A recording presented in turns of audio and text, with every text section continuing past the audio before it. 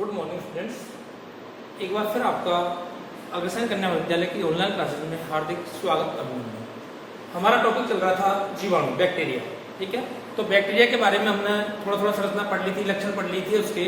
अब आता है कि बैक्टीरिया जो है, जीवाणु जो है, उसकी कोशिका की संरचना कैसी होती है, जीवाणु कोशिका की संरचना क्या है। ठीक है, तो मैं आपको चित्र बना रहा हूँ। ठीक है, जीवाणु कोशिका की संरचना होती है, वो एक कैसी होती है आप एक बार देखें।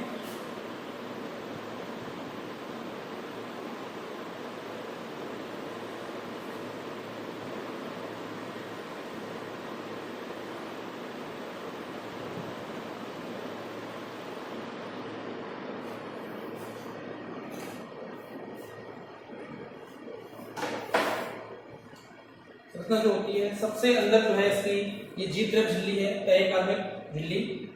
ठीक है, इसके बाहर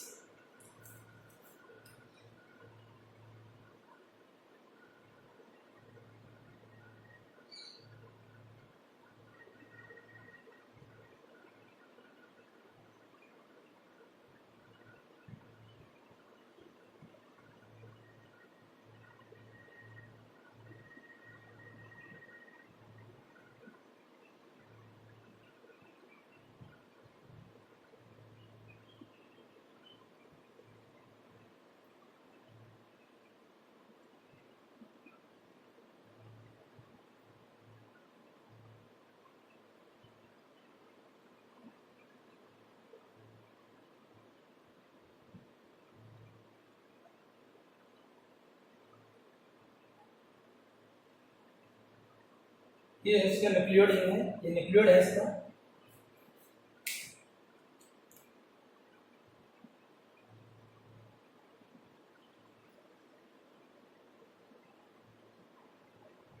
ये संरचना है इसकी, इसको बोलते हैं पॉली बीटा हाइड्रोक्सी एसिड के जो कण हैं।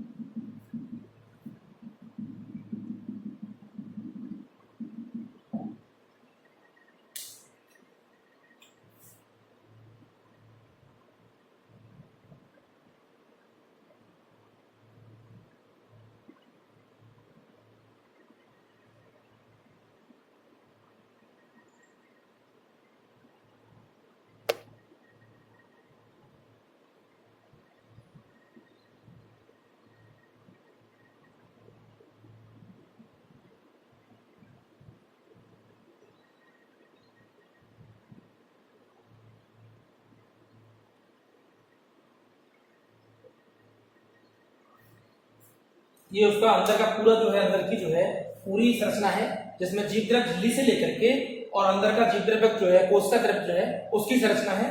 उसके बाद जो है बाहर जो है इसके एक और स्तर पाया जाता है,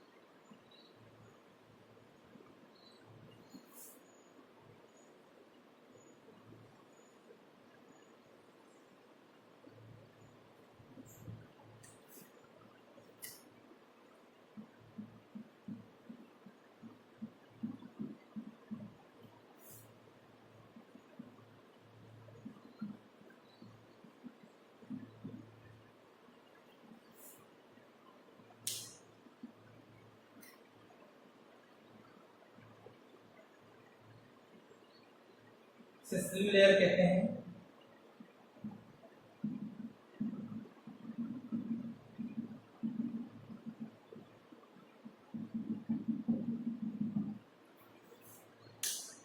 ये सामान्य संरचना होती है। अब इसका हम एक नामकरण, इसमें कुछ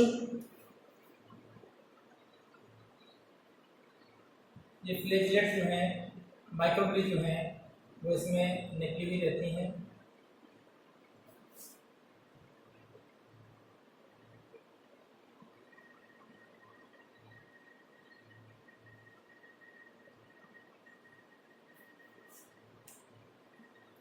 ये वाला जो इसका जो मुड़ा हुआ भाग है ये कहलाता है मीजोसोम। मीजोसोम इसको कहते हैं स्लिम लेयर।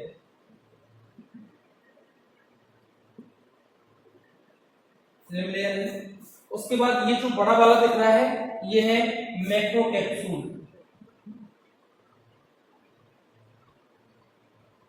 मैक्रोकैप्सूल ये वाला ऊपर वाला भाग है इसका माइक्रोकैप्सूल। ये वाला भाग फ्लैजिलम।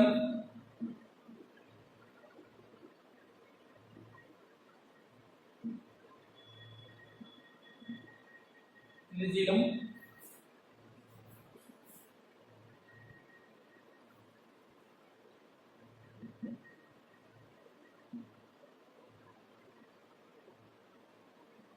फ्लैजिलम है। ये इसकी सेल वॉल,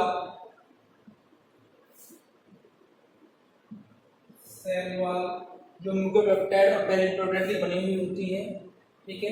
ये वाला भाग जो इसे कहलाते हैं बली या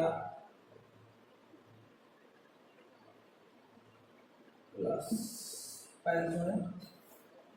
ये वाला भाग जो है इसका, ये वाला बीच वाला भाग जीवद्रव और कोशिका झिल्ली के बीच वाला भाग जो है उसे कहते हैं हम क्या, साइटोप्लाज्मिक पेरिप्लाज्मिक स्पेस। ये है आपका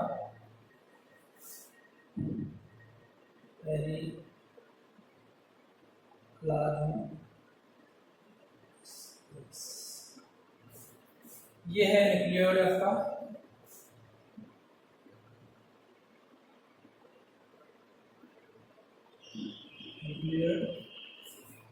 ये है आपका पॉली बीटा हाइड्रोक्सी यूजरिक एसिड। ये आपकी पेप्टिक लेयर, ये वाली जो है इसे कहते हैं पेप्टाइड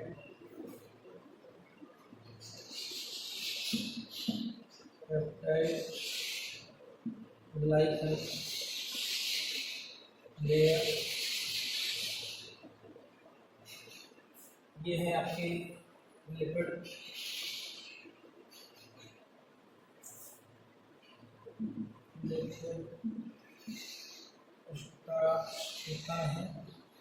स्टार्च है। ये वाले जो बहुत ये है इसके राइबोसोम।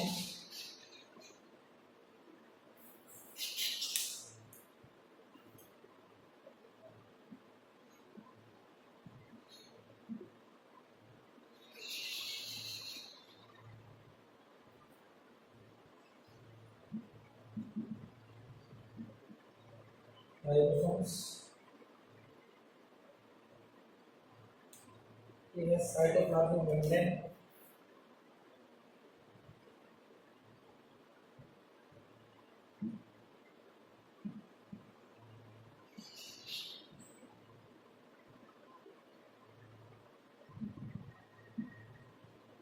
साइटोप्लाज्मिक मेम्ब्रेन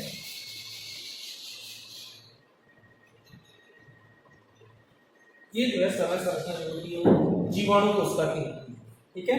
देखिए सबसे पहले जीवाणु कोशिका में जो भाग पाए जाते हैं, सबसे पहले जो है कैप्सूल, ठीक है। इसमें कैप्सूल दो प्रकार के होते हैं, एक तो होता है माइक्रो कैप्सूल और सबसे भारी परत एक होता है मैक्रो कैप्सूल, ठीक है। ये कैप्सूल जो होते हैं ये श्लेष्म परत होती है, कुछ जीवाणुओं में पाई जाती है, सभी जीवाणुओं में नहीं पाई जाती, ठीक है। इसमें ये कठोर हो जाता है, इसे इस भाग को जो ये श्लेष्मा है, ये वाला भाग जो है इसका कैप्सूल कहलाता है। ठीक है, ये है सबसे पहले इसकी सबसे बाहरी संरचना। ठीक है, सभी जीवाणु में नहीं पाया जाता, सभी में नहीं पाया जाता। ठीक है, ऊपर वाला जो कैप्सूल होता है वो छोटा होता है, उसे माइक्रो कैप्सूल, नीचे वाला जो है मोटा स्तर होता है उसे मैक्रो कैप्सूल कहते हैं। ठीक है, ये एमिनो अम्लों के पॉलीपेप्टाइड या पॉलीसैकेराइड द्वारा बना हुआ होता है। ठीक है, ये हुआ आपका सबसे बाहरी परत, इसकी बनी होती है श्लेष्मा की बनी होती है, जिसे हम कैप्सूल कहते हैं। ठीक है, दो प्रकार का, माइक्रो कैप्सूल और मैक्रो कैप्सूल। उसके बाद आता है कोशिका भित्ति। जीवाणु की जो कोशिका भित्ति जो होती है वो जो है एक भित्ति के द्वारा घिरी रहती है। ठीक है, यह पॉलीसैकेराइड, प्रोटीन और लिपिड की बनी होती है। ये वाला भाग जो होता है पॉलीपेप्टाइड और लिपिड और प्रोटीन का बना हुआ भाग होता है। ठीक है, इसमें एसिटोग्लाइकोसिन तथा एसिटोम्यूरेमिक अम्ल जो होता है वो पाया के अणु आपस में जुड़े रहते हैं। ठीक है, इसमें जो है जो उसकी जो कोशिका भित्ति जो होती है ये पॉलीसैकेराइड और पॉलीपेप्टाइड की बनी हुई होती है, जिसमें दो प्रकार के अमीनो अम्ल हैं, एसिडोग्लूकोसामिन और एसिडोग्लूकोलिक अम्ल पाया जाता है। ठीक है, उसके बाद जस्ट इसके अंदर वाला भाग आता है जिसे हम जीव द्रव कहते हैं, प्रोटोप्लाज्म कहते हैं। कोशिका भित्ति के अंदर वाला भाग होता है, कोशिका भित्ति के अंदर जो पूरा भाग है ये पूरा भाग जो है क्या कहलाता है, इसका कोशिका द्रव कहलाता है। ठीक है, जीव द्रव्य कहलाता है। इसके तीन भाग होते हैं, कोशिका झिल्ली, कोशिका द्रव्य और न्यूक्लियर। ये जो अंदर वाला दिख रही है आपको ये कोशिका झिल्ली कहलाती है। क्या कहलाती है? साइटोप्लाज्मिक मेम्ब्रेन कोशिका झिल्ली कहलाती है।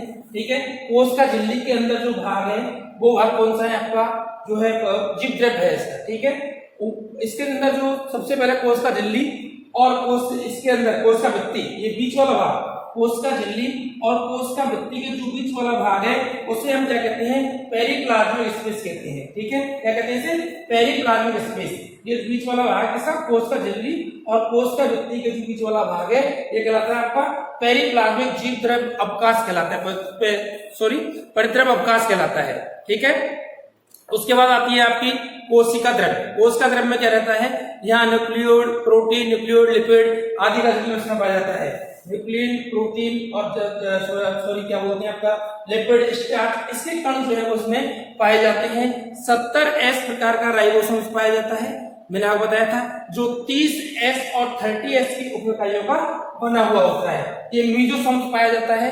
मीजोसोम्स की खोज जो है एक साइंटिस्ट थे F. जेम्स, इन्होंने मीजोसोम्स की खोज की थी। यह संरचना में कहीं कहीं अंतर्वर्ण के रूप में ये मीजोसोम्स जो है वो उपस्थित होते हैं, अंतर्वर्ण के रूप में पाए जाते हैं। ठीक है, ये दोनों प्रकार के ग्राम पॉजिटिव और ग्राम नेगेटिव दोनों प्रकार के जीवाणुओं में ये मीजोसोम्स जो है वो पाए जाते हैं। ठीक है, और उसके बाद कई प्रकार संश्लेषी उपकरण भी इसमें उपस्थित होते हैं। ठीक है, जिन्हें हम वर्णकी लवक कहते हैं। क्या कहते हैं, वर्णकी लवक। ये क्या है, वर्णकी लवक है। ये वाले भाग में हम क्या कहते हैं, वर्णकी लवक कहते हैं। ठीक है, क्रोमेटोफोर्स, क्या कहते हैं, क्रोमेटोफोर्स।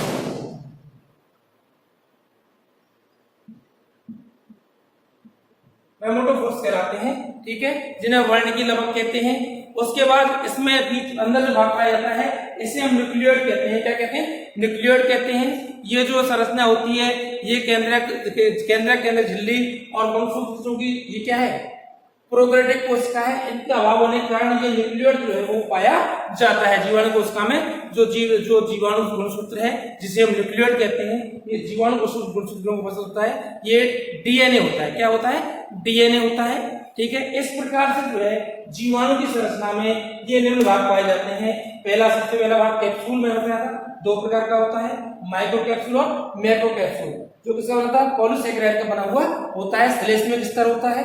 ठीक है, जो कठोर हो जाने के कारण क्या कहलाता है, कैप्सूल कहलाता है। इसके बाद ये स्लेम लेयर पाई जाती है।